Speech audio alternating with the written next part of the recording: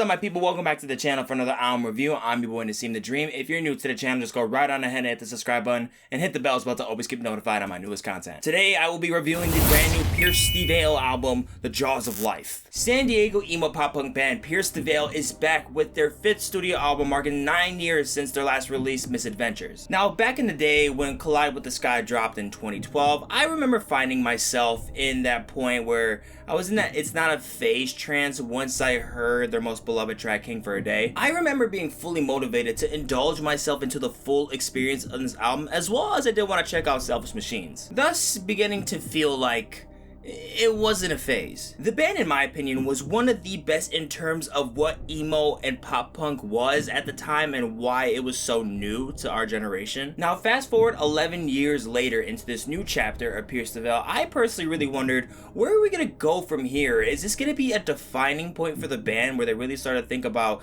different ideas and maybe expand and evolve as an emo pop punk band? I'm really hoping at this point that we get yet another band from the 2000s era that like is so praised for the nostalgia that they created in their time, and now begins like a metamorphosis that could really reveal a rebirth to Pierce the Veil. But after cutting through this record, concluding my thoughts, it's not what I wanted it to be. Because of some of the singles that we were hearing towards the end of 2022 leading up to this brand new record, I really believe that Pierce the Veil would want to really take a new approach in terms of the style that they really want to go into. I was really expecting some solid production left and right, really great ideas in terms of sound design, but it is very tasteless and a lot of moments on here. To give examples, Resilience has this like absolutely tacky acoustic line leading us into the track, and I immediately lose faith into the song. This is pretty late into the album as well, so I have a lot of reason to give up, which is especially a shame because later with these metal grooves displayed into this specific track,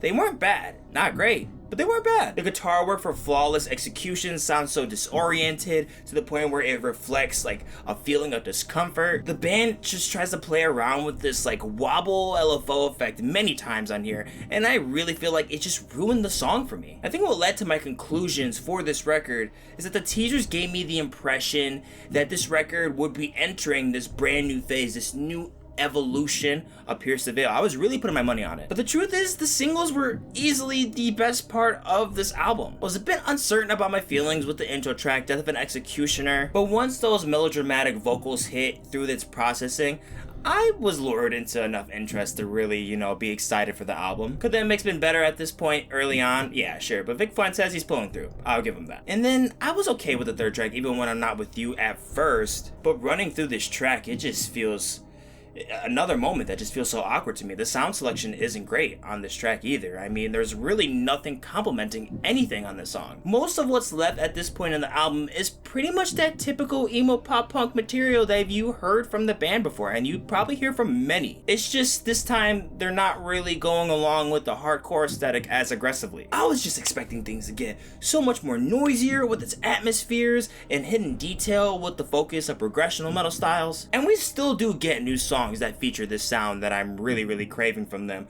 but you can't help to feel like there was like no well thought out approach just to introduce these songs. I felt that the 7th track was the biggest bummer on this entire list, Damn the Man, Save the Empire. The building process for this track was so enjoyable. I thought it was so static. It was so much fun. It was thrilling, and it felt present, and it felt like it was going to be something so big and enter this huge progression that I was so eager to hear at this point, and it just did not feel like it got to that peak point. It really felt like it was just missing that last stride, that last push to reach over the finish line. And yeah, simply I just felt like it came out short. But I do think one of the new songs on this album is probably the best one. I would definitely pick So Far So Fake for that. This song has the vast amount of balance compared to the rest of these songs. The sequences felt animated, the riffs were killer, and then the mix in general was just very tidy and very clean. But these track lists just don't link up with each other at all. The arrangement